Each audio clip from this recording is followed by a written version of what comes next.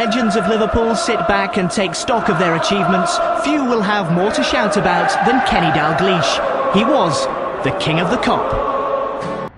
The horrors of Heysel, though, would mark the first watershed in Dalglish's Liverpool career. 39 supporters lost their lives as fighting broke out before the European Cup final against Juventus.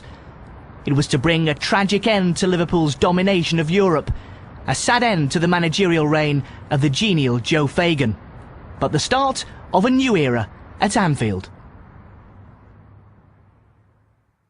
I never had any thought of moving into management. I just, the year before the job was offered to me here, I just signed I think it was a 4-year contract. There'd been speculation Joe didn't want to stay on, but he told the club that he wasn't wanting to stay on over the 2 years.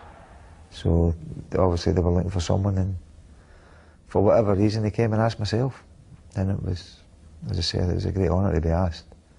And that's not being sugary or soapy about it, because I was so happy here anyway. So I thought, well, I'll have a go. I might have a better chance of getting a game.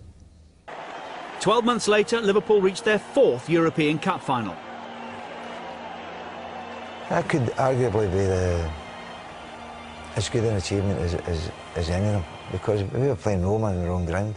In any other round of the competition, if you score away from home, it invisibly counts double. Why did we not just get given the trophy at the end of 90 minutes and went to penalty kicks, and Bruce did his famous wobbling act, and we realised we scored, we'd win the cup, and then we realised it was Alan Kennedy. And we thought, no. But to be fair, in training, he'd knocked most of his penalties in exactly the same spot, and that was us. We were off and running. Another European Cup, another tour of the city. There would even be the chance of a repeat performance a year later. But tragedy lay ahead, and it brought back painful memories. As a spectator, Dalglish narrowly missed the Ibrox disaster of 1971, having left the stadium moments before 66 people died in a stairway crash. In May 1985, he was preparing to play against Juventus in his 4th European Cup final at Brussels' Heysel Stadium. Prior to the kick-off, rival fans clashed, a wall collapsed, and 39 people were killed. The game still went ahead. Our club had gone on record to state that they didn't think the organisation outside, regards ticket checks and everything, was good enough. But obviously fell on deaf ears. And the football then became totally irrelevant. Liverpool lost their European crown that night, but the result seemed insignificant. Manager Joe Fagan stepped down immediately, and it was announced that at 34, Kenny Dalglish was the new player-manager of Liverpool Football Club. It was a great compliment to be asked to become manager, and if they had the belief in myself, then it was only right that I should try and support that belief. Some aspects of the job don't come naturally to Kenny Dalglish. Perhaps it comes from the Scottish background, where footballers tend to be seen and not heard. Interviewing Kenny, the press has long since concluded, can be a bit like drawing teeth, but he fulfills his responsibilities and they make the best of it.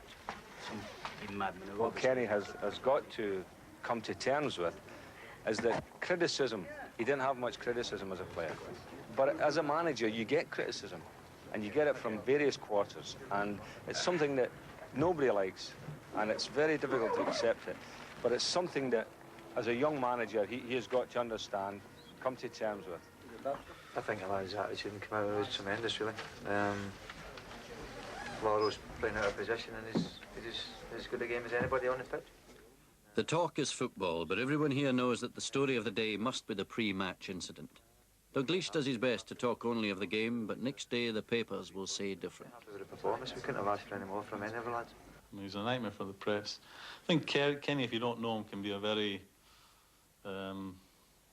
awkward guy. But I mean, he's a very private person. I mean, he's only got time for his family and people that he really knows. Ideally, you know, he'd like to play the game of football and get into his car and go straight home and not have to talk to anybody afterwards. You've got to get to know him. Kenny Dalglish took over as manager in the wake of Liverpool's darkest hour. The Heysel Stadium slaughter of the innocents before last year's European Cup final added a miserable new dimension to the club's affairs that it ill deserved. A reputation for good-natured zeal in the cause of football was suddenly replaced with the stigma of violence and death.